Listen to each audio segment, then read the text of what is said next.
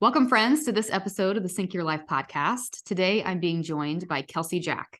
Kelsey and I had the great fortune of getting together before the holidays to talk about everything she does and is involved in and what her mission is and everything. And we really hit it off. We were just talking about how we probably could have talked forever on that particular day, but today we get to do it all live and we get to record it all and we get to share it with the world. So we have a lot in common, especially our stories. I was reading through your story last night, which I'm going to ask you to share here shortly. Sure. And I just realized we have so much in common as it pertains to adrenal health and burnout and how nutrition has changed us. So I'm excited to dive into this conversation. I'm excited to ask you not only about your personal experience, but how you lead other people through, overcoming these things. So without further ado, please tell my audience, who you are, what you do, and how you got to doing what you're doing. Yeah, sure. My name is Kelsey Jack, just like Jenny mentioned. And my health issues started really young. I was a C-section baby, which, knowing what we know now, definitely affects the gut microbiome, which led to chronic ear infections and was just on a lot of antibiotics very early on in life. And ended up having to have 2 major reconstructive surgeries on my middle and inner ear, which was very traumatic, physically, emotionally, all of the above. And, kind of compressing my story, but just had really not the best health starting out. Like I mentioned, the only thing that I really felt was the counter to that was I grew up on a ranch, just short drive outside of San Antonio, Texas, in the hill country. And I was always outside, always. Like my mom was having to drag my brother and I back inside all the time. So had an incredible childhood in that way, just a lot of play, a lot of outdoor time. I lived and breathed soccer and horses. That was my life. And very therapeutic for me because I can tend to be a competitive person, but I also just love animals in that way. And so that was kind of the balance, I think, in the grace in that. And then later in life, going into high school, I just had a lot of injuries when I was playing soccer, just a lot of shin splints, erratic energy. Obviously, hormonal changes are thrown in there in high school, and just did not feel my best. I was always inflamed, and I didn't like the way I felt, but I didn't know why. I couldn't tangibly put my finger on it. And then when I went into college, it was kind of just the perfect storm of meeting high amounts of stress because you're in this new environment, new workload, new expectations. And the way that I coped with stress was not partying, drinking, eating, and gaining weight. It was the opposite. I hated running in high school, literally hated it. But freshman year at Baylor University, they require you to have a rec course, along with your other educational studies for a good balance. And so I met a girl there that was a running fanatic, but she ran this running class. And I was the only female in that class and beat every male because I was so stressed. I was just running on pure adrenaline, I feel like, all the time. And she pulled me aside and she said, you know what? I really think if I could work with you, you could get really good at this. And sure enough, I just poured all of my extra time, energy into running. And that was how I coped with the stress. The bad part about that was I was not eating nearly enough and was living in a chronic state of stress. And as we know now, syncing our workouts with our cycle, high amounts of cardio strip the nervous system. They dysregulate it. They tax the adrenals. And physically, emotionally, I was just not in a good place to do that. But that was the only way I knew from a physical way to get rid of my stress. And so that kind of spilled over into early marriage, and I was medically injured by the HPV vaccine. And that was really when the paradigm shift hit for me.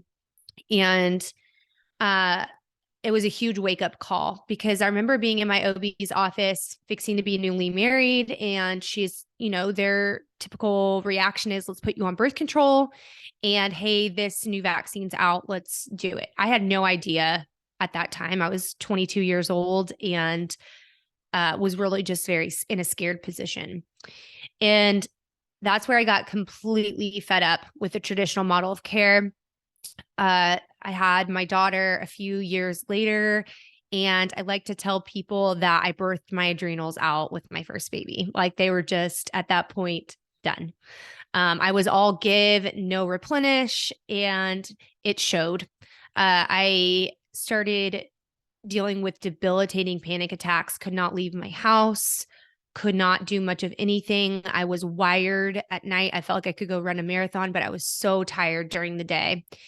And it just, that's where the rubber meets the road for me, basically, is you're in this place of something is not right. I just knew it. No doctor could tell me that nothing was wrong, even though that happens all the time now. Like your labs look fine.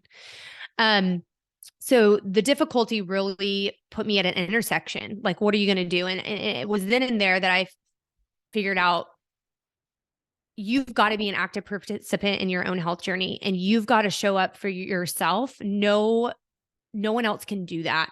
And I thought, you know what? If I'm struggling with this, I can't be the only one.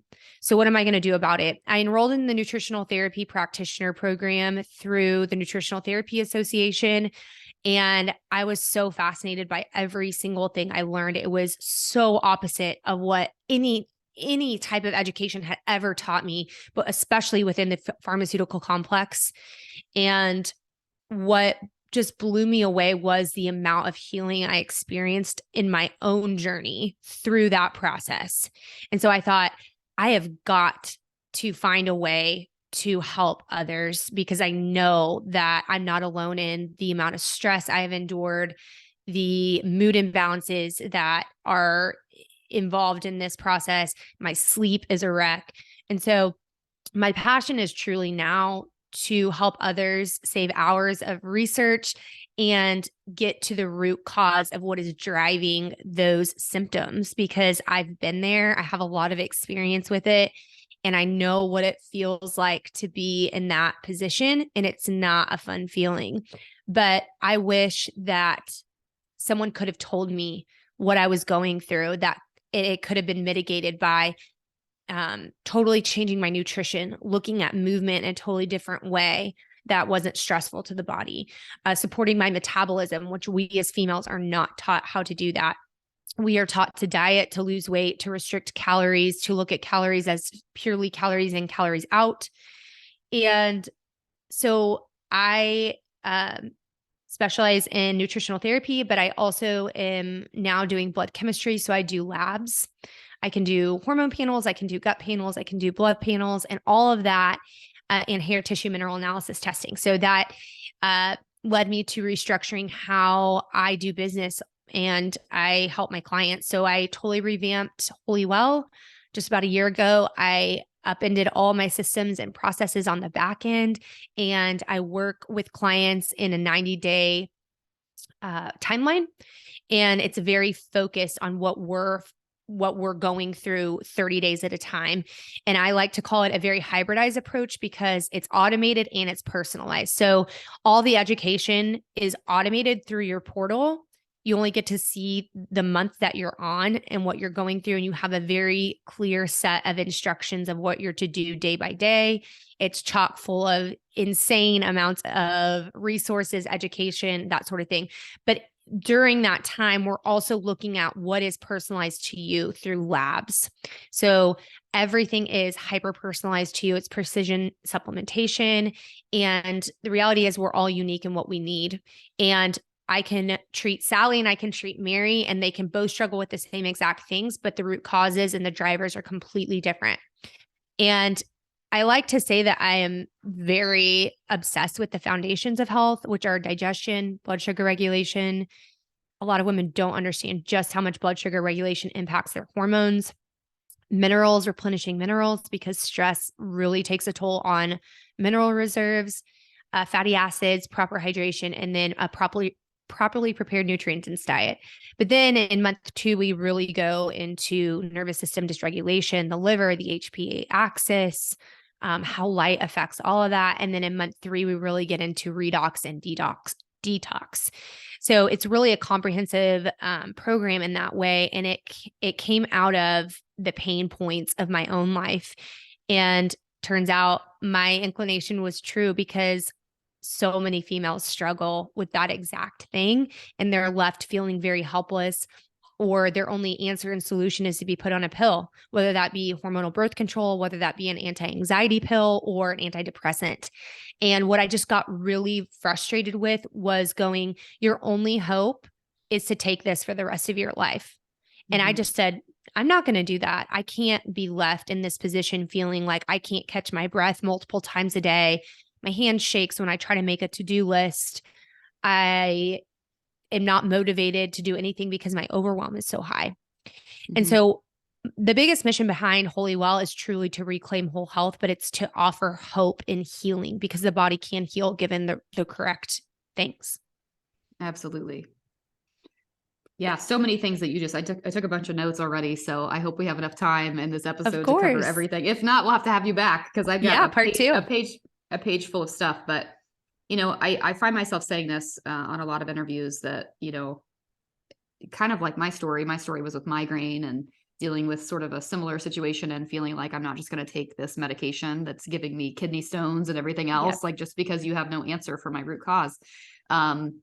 We have similar journeys in that way, but I find that a lot of my guests are here because of, you know, the fact that they want to serve the person that they once were.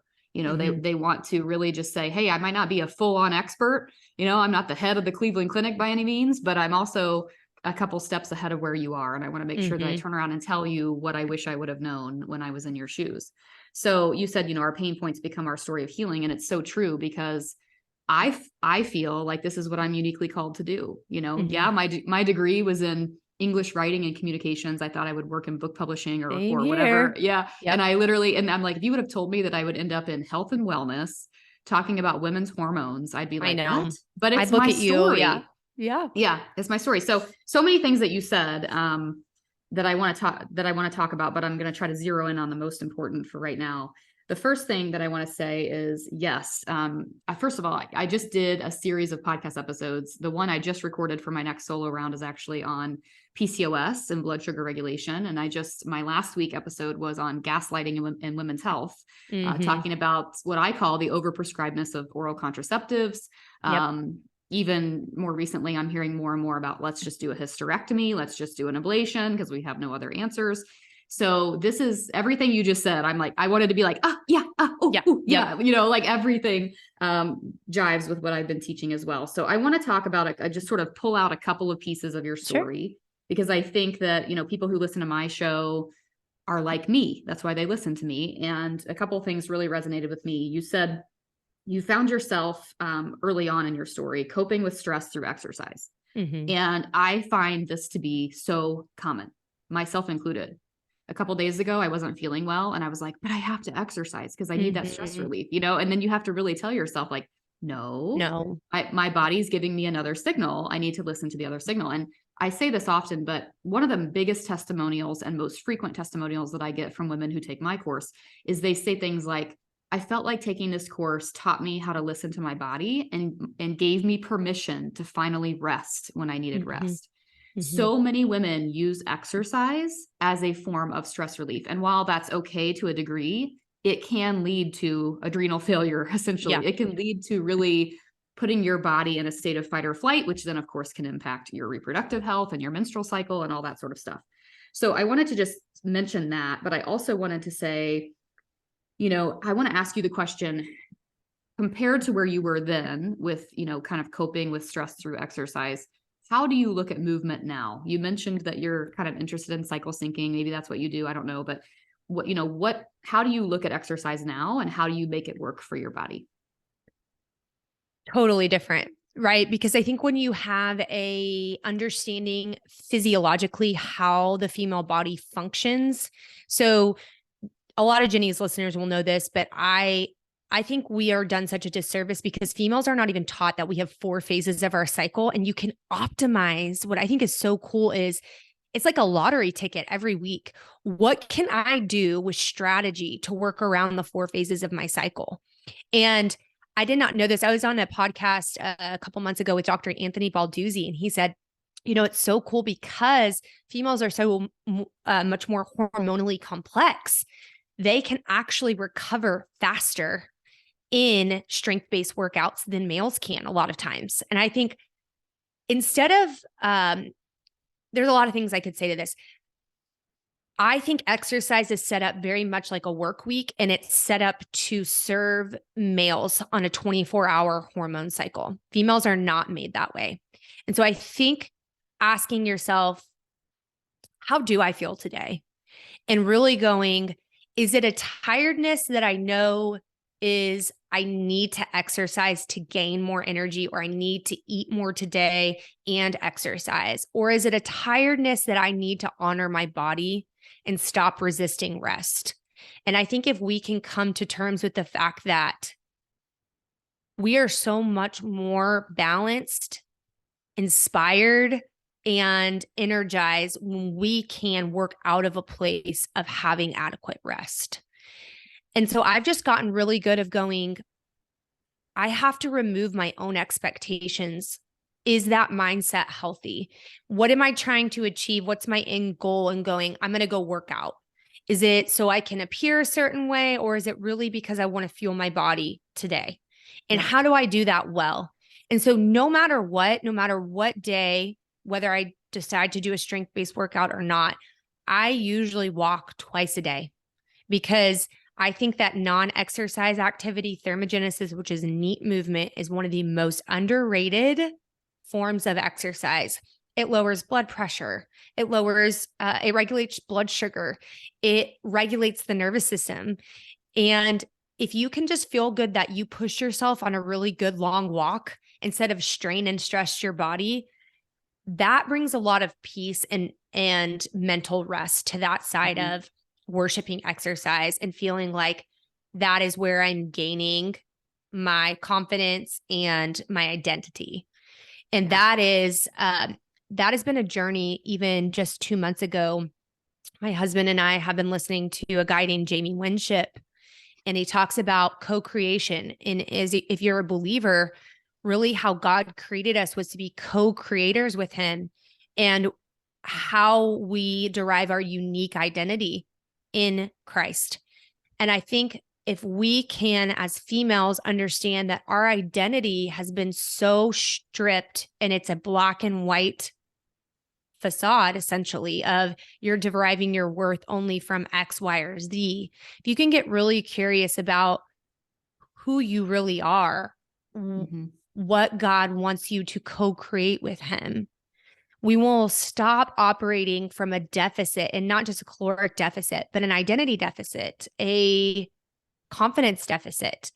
And I think from a female anatomy standpoint, strength-based workouts, compound movements, higher recovery windows, and stop pushing yourself to the point of death through pure cardio workouts. I have never felt more powerful, more agile, and more capable than when I am lifting weights and doing things that are strengthening me instead of stripping me. So that's kind of where I've come. And you're doing those, in alignment with the energies of your cycle. We talk about like high hormone energy doesn't always mean high physical energy, right? No. Sometimes it means like when your hormones are high at ovulation, it might mean walking, active recovery. When your hormones are low at your period, a lot of women say, I just don't feel like it. Listen to that. It's okay. Honor your body. Introvert and honor your body. Yeah, absolutely. So I wanted to ask that because I do think that pertains to so many women. And I also want to touch on something you talked about with your experience with anxiety and panic attacks, which we'll get to here in a second, because that's part of my story as well. But I want to pause just briefly, since blood sugar regulation is sort of a specialty of yours in teaching. And this is something that I come back to often on the podcast. It's just fresh in my mind because I just recorded a solo round about PCOS, and 70, there's 4 different types of PCOS.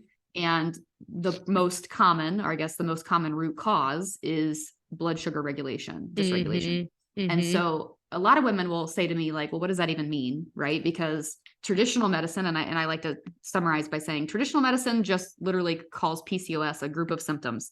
So it doesn't necessarily mean that you have to have any tests to prove that you have it or anything else. It's just, okay, if you have irregular periods or something's wonky, we're going to say you have PCOS.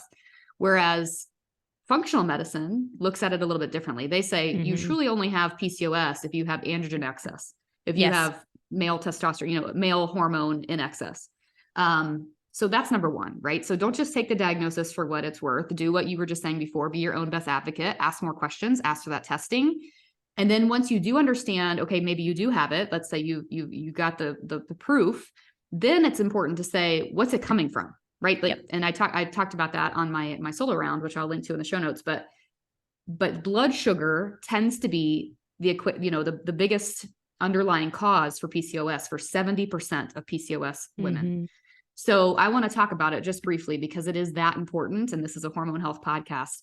What this means too is looking at your insulin, right? And I'm going to let you talk about this, but a lot of women will say to me like, oh, well, my blood sugar was fine on my last test, or I don't have any issues with, I don't feel hungry or whatever the case is. And it's like, well, however, as a nutritionist, that's a problem. It's a problem. Yes. As a nutritionist and a certified trainer, I used to have people bring me food diaries. And day after day, I was looking at food diaries of women who were skipping breakfast or skipping lunch, or they're drinking that like Walmart protein shake and then not having anything else for several hours. But then when you ask them about their energy, they're like, oh yeah, I usually feel really tired mid-morning. I usually have to have coffee by 4 p.m. And you're like, have you ever made the connection that your food is fuel? And when when you're under fueling, you're putting your body into a state of fluctuation. Yeah. Right. And so I'll hand it over to you, but I want to make sure that we cover this,